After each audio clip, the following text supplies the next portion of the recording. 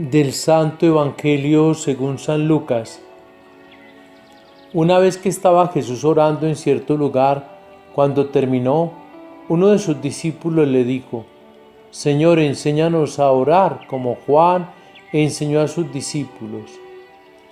Él les dijo: cuando oren digan: Padre, santificado sea tu nombre, venga tu reino. Danos cada día nuestro pan cotidiano. Perdónanos nuestros pecados, porque también nosotros perdonamos a todo el que nos debe. Y no nos dejes caer en tentación. Palabra del Señor.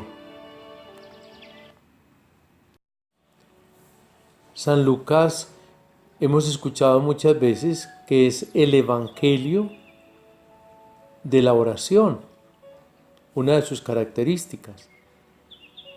En todo momento a Jesús se presenta orando, desde el inicio de su vida pública hasta la muerte en cruz.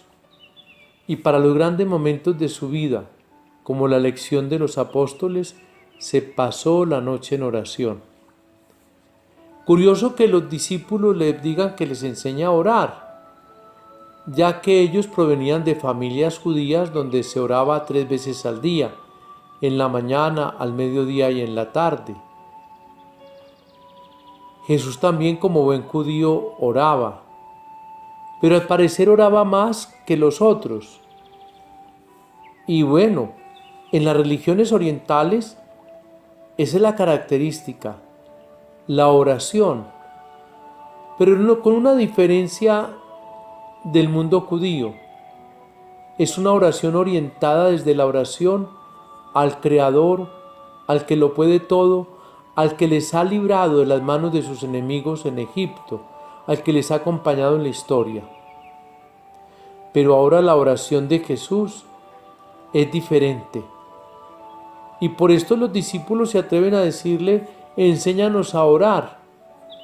En el texto de Mateo dice como los discípulos, como Juan le enseñó a sus discípulos. Entonces, aquí, sin precisar lugar ni hora, vieron a Jesús orando. Y al estar orando, ellos quisieron conocer cómo era la oración de Jesús. Y evidentemente que la oración de Jesús superó a la misma oración judía. Padre. Sin que en el texto lucano, como en el de Mateo, donde son 7 peticiones, en el de Lucas son solamente 5, no nos especifica esa paternidad, pero se supone que es de todo el que ora. ¿Y cómo se le pide a ese Padre que sea el que tenga un nombre santo y que desea que su reino venga? Pero fijémonos que en Lucas no pide que se haga su voluntad, porque ya el reino de Dios es la voluntad de Él. Lo que sí es claro es la petición de ese pan cotidiano y el perdón de las ofensas, también como se ha perdonado a todo el que les debe. Mateo va a decir deudas, Lucas dice ofensas. Sí, perdonar deudas. Y para el judío era claro el perdón de todo lo que se debía, y más cuando había año jubilar. Hoy difícilmente entendemos las deudas, y aún más difícilmente el hombre entiende que hay que pedir perdón por los pecados.